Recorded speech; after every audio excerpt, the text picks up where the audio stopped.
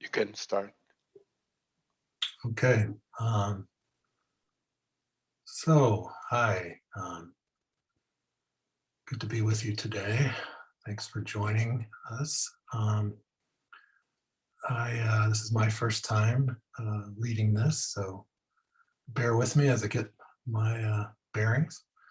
But I'm happy to be here with you, and thought I would kind of try to follow the format that Chaz usually follows.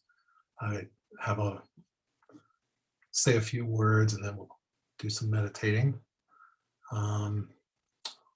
Let's see. So I thought I would talk a little bit about this term Papanca. That's probably going to be the only Pali word I'll mention today.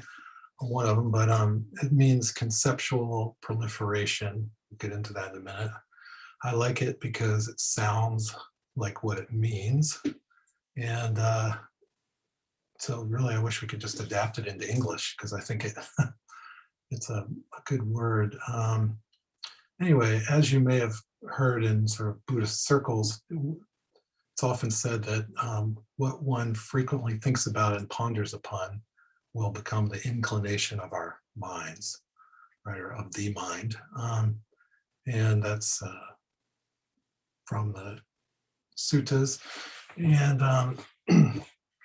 I also heard a Tibetan nun one time say that we're always practicing something. Either we're practicing, greed, ill will, and delusion, or we're cultivating the opposite of those, generosity, compassion, and clear knowing, wisdom.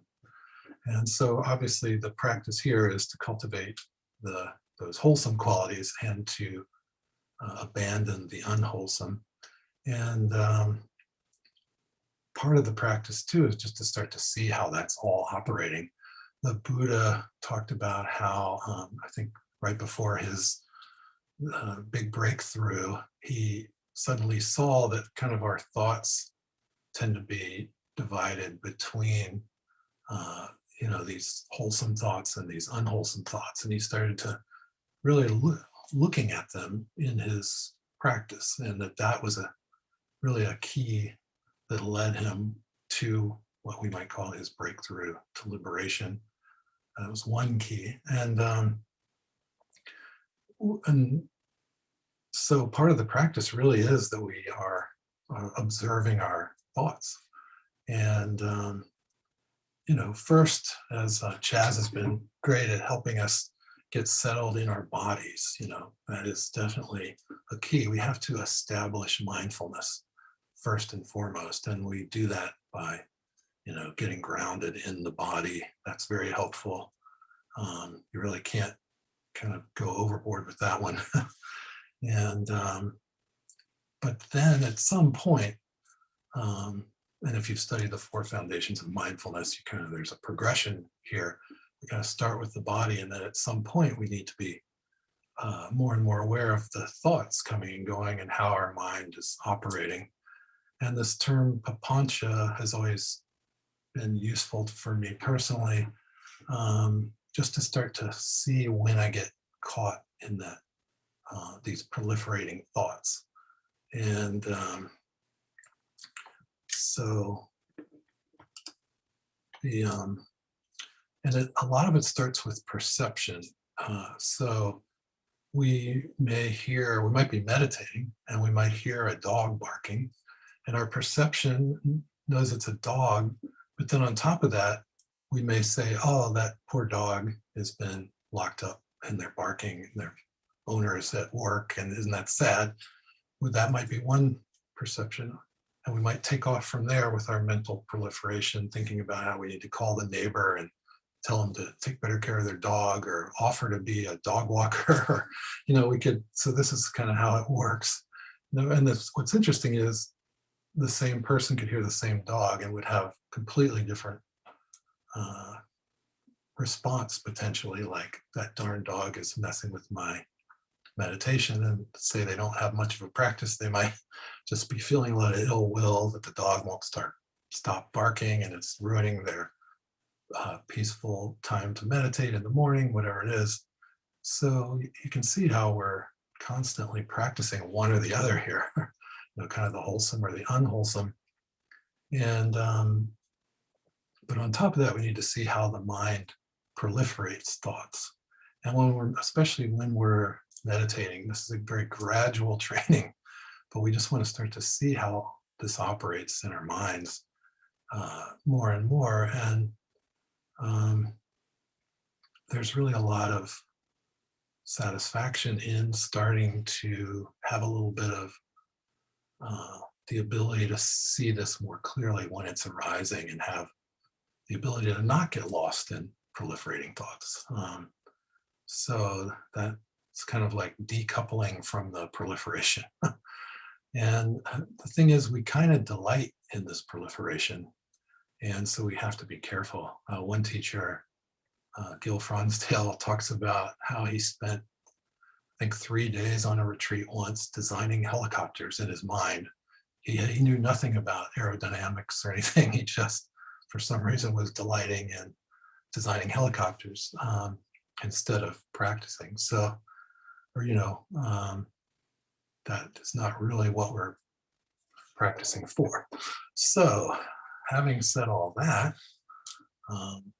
hopefully this just gives you a little something to work with today that might be useful, just to see how the mind proliferates these thoughts based on our perception of what's happening in the moment. And that's, of course, coming from our conditioning to a large degree. And the nice thing is we have this practice where we can cultivate a more wholesome conditioning. So with that in mind, maybe we should do a little practice. So let's go ahead and sit for a few minutes. Find a comfortable upright posture. Sitting, I always say, sitting with a sense of dignity and purpose. You could say, like the Buddha sitting under his tree of his, I was trying to remember what kind of tree it was, but you get the idea, the Bodhi tree. It's a papal tree, something like that. So sitting, connecting with the sense of the body, sitting here. Feel the hands, feel the feet.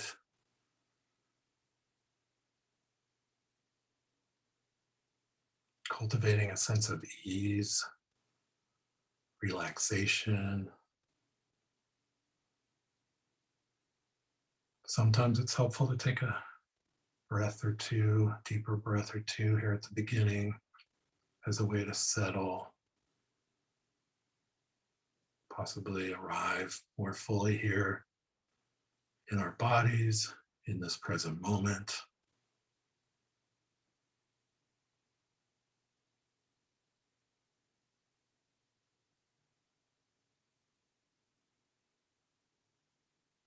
Just remembering there is a body sitting here.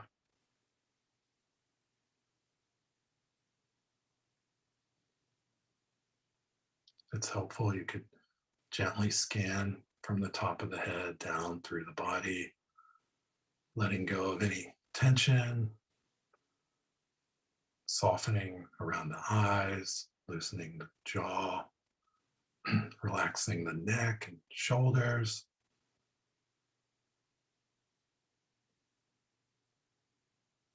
Softening the belly.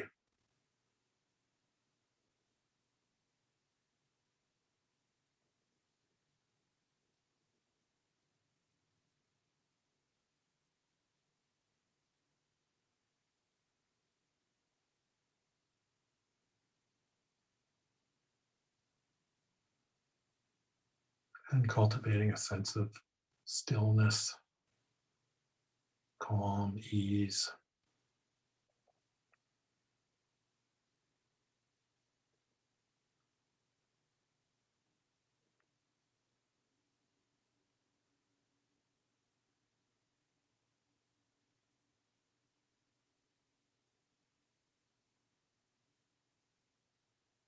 If it's useful, connecting with the breath, just knowing as we breathe in, we know we're breathing in. As we breathe out, we know we're breathing out.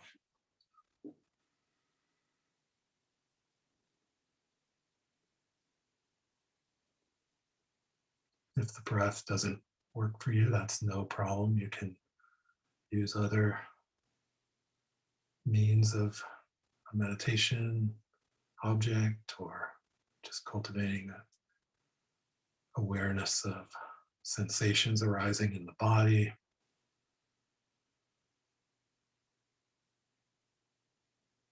It's just helpful to have an anchor that's not easily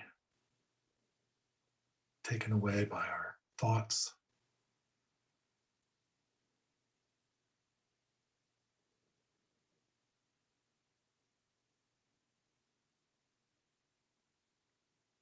And of course, our minds are going to wander occasionally. It's not a problem.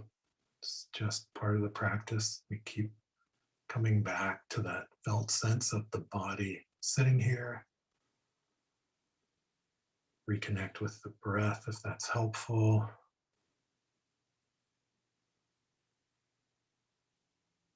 If you start to get sleepy, you can always open your eyes, just gaze softly at the floor a few feet in front of you.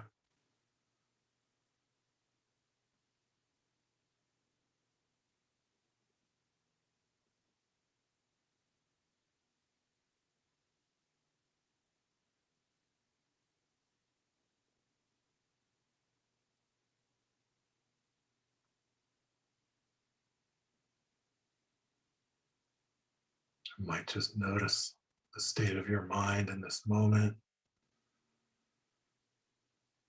getting caught by any sense of wanting something to be different than it is,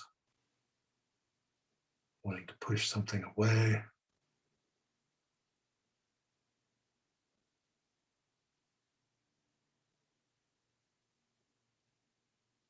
Often we're sort of leaning forward into our experience, and the meditation is an invitation to kind of sit back, just be here in this present moment.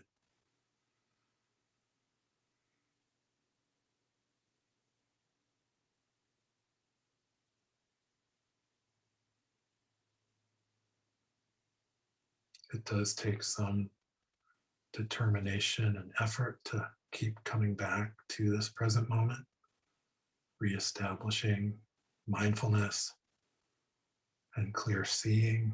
We have to try to see things clearly, not get lost in some kind of unhelpful perception about our experience in this moment.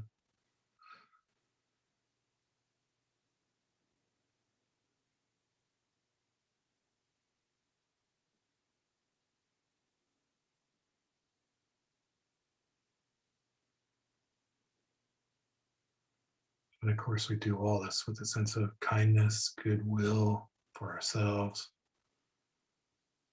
doing the best we can in this moment.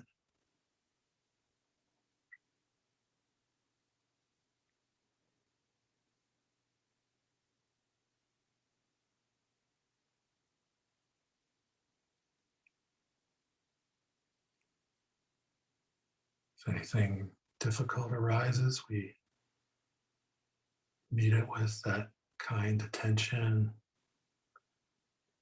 It's also okay to put your hand on your heart and another hand on your belly if that helps support you.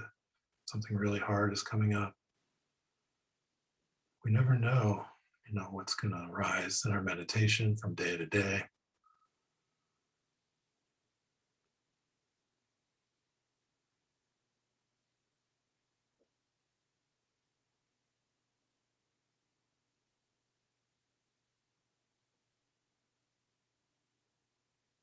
Sometimes we can have joy arise, especially as we've been practicing for a while.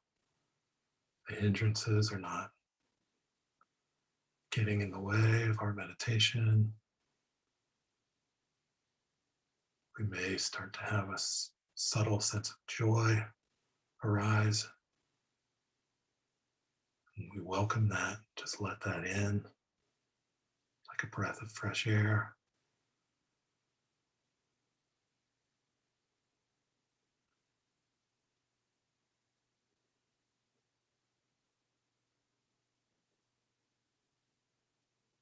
If that joy does arise, just let it seep into your bones. Be with it. Allow it.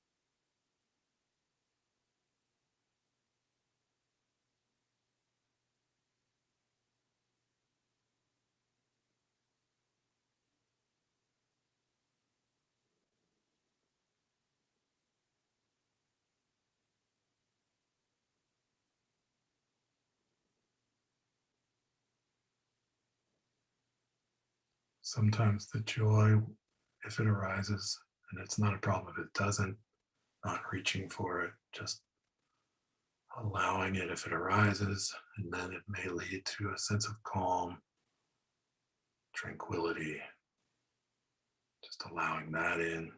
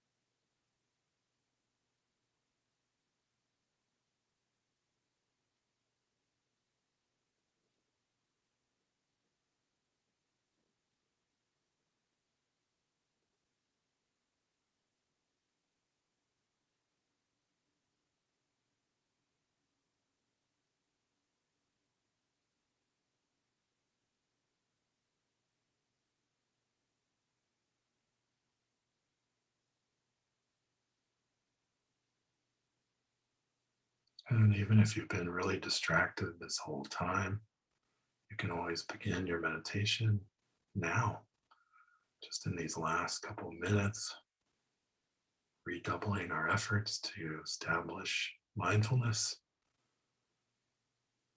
being present with what is,